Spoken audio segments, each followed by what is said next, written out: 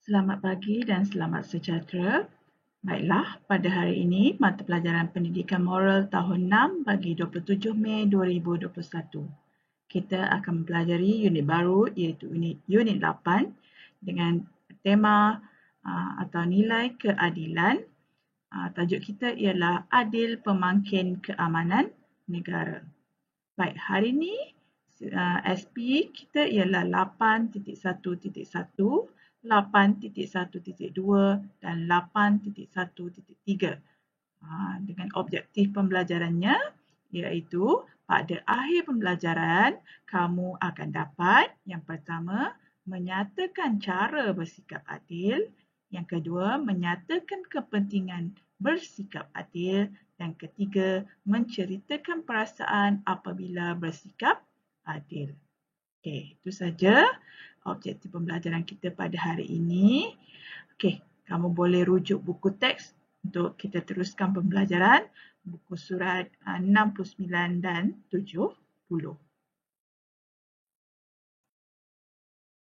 Baik, sebelum kita meneruskan pembelajaran, kita lihat dulu apa itu adil.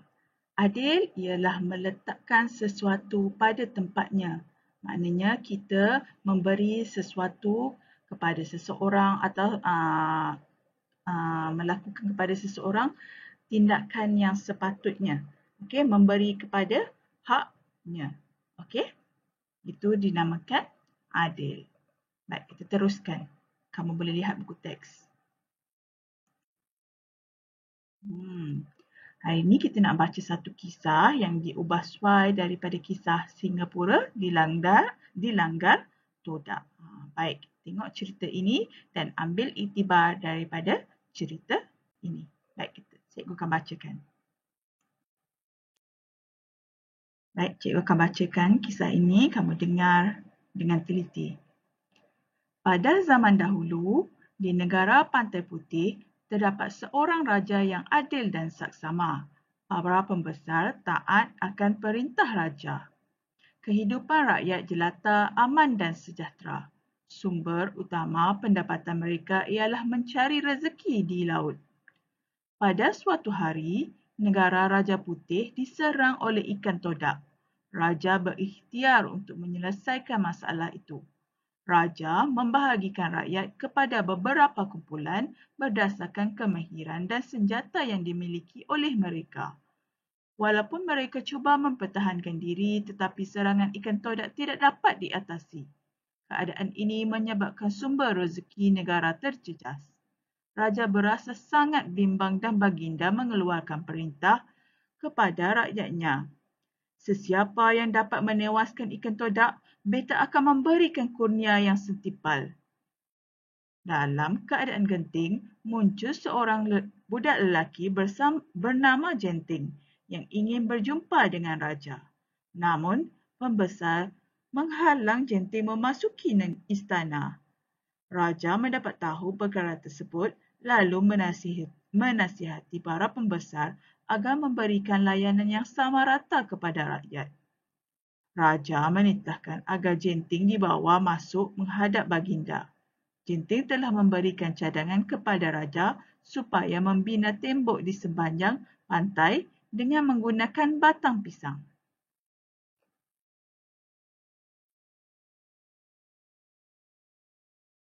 Bagi membina tembok itu, para pembesar telah mengemukakan cadangan kepada raja iaitu rakyat ditugaskan untuk mengumpulkan batang pisang dan membuat tembok.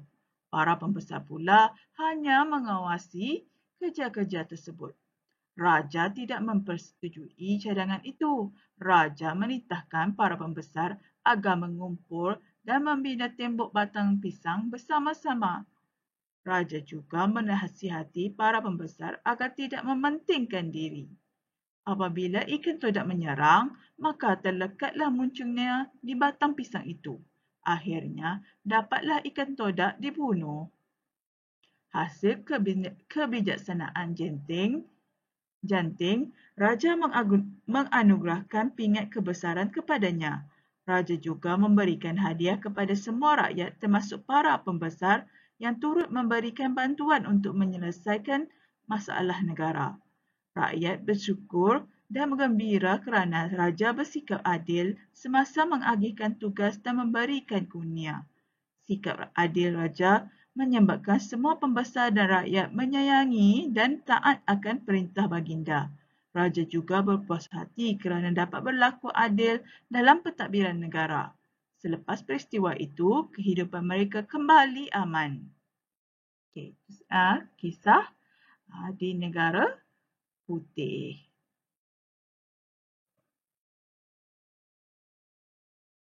Baik, berdasarkan cerita yang dibaca tadi, kita dapat melihat beberapa tindakan adil yang dilakukan oleh Raja Negara Pantai Putih. Okey, apakah tindakan tersebut? Okey, yang pertama,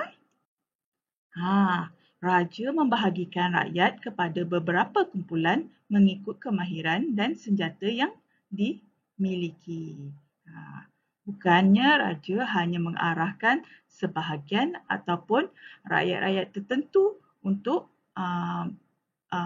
bertindak untuk menyelamatkan negara mereka. Okey, yang kedua ialah raja menasihati para pembesar supaya memberi layanan sama rata kepada rakyat. Raja nasihatkan supaya tidak memilih orang yang hendak dijumpa atau dilayan.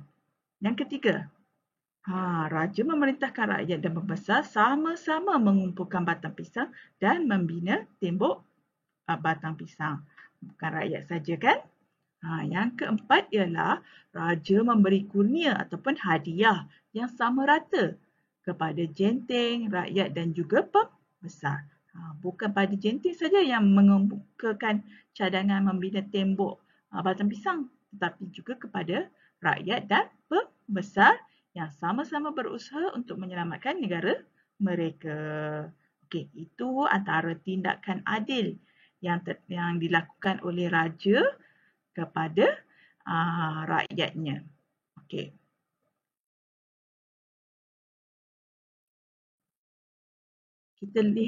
Kita lihat pula apakah kepentingan bersikap adil.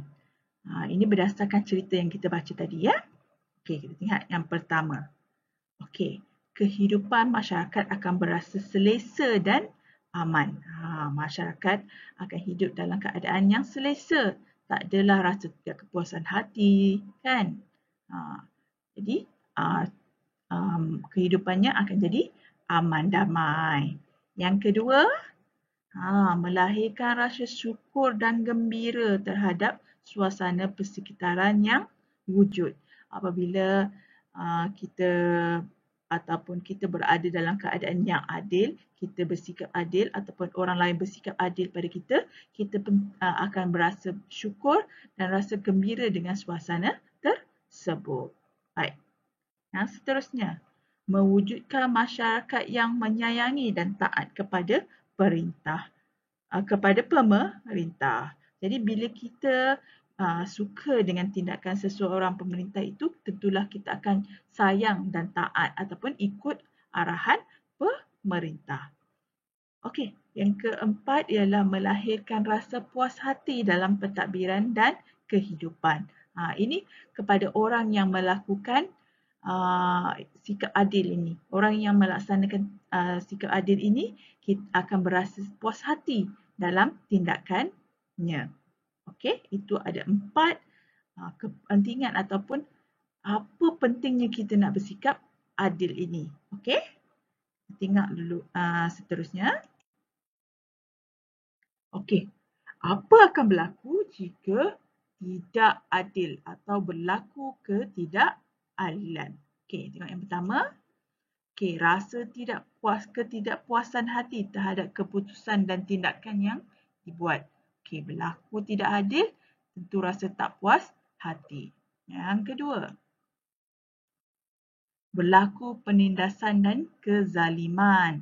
Okey, bila tidak adil, maknanya kita telah melakukan penindasan atau kezaliman terhadap orang yang kita beri tindakan atau beri keputusan.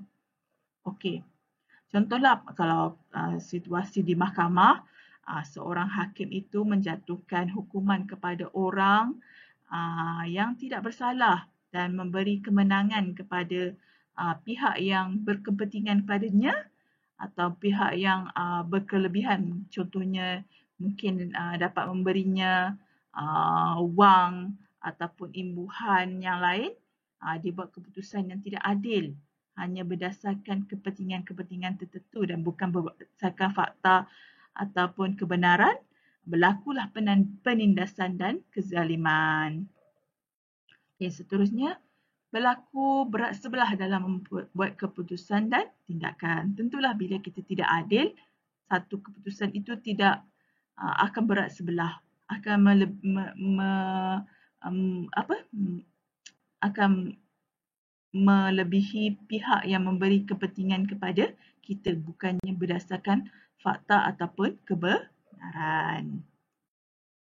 Baik, itu tadi pembelajaran kita pada hari ini dengan tajuk Adil Pemangkin Keamanan Negara. Kita dah tengok satu kisah dan cikgu harap kamu dapat ambil iktibarlah daripada kisah tersebut tentang sikap raja yang adil dan bagaimana raja itu menguruskan pentadbirannya supaya semua rakyat berpuas hati. Okey, cikgu mahu kamu lengkapkan modul dengan maklumat-maklumat yang kita telah bincangkan tadi. Okey, terima kasih.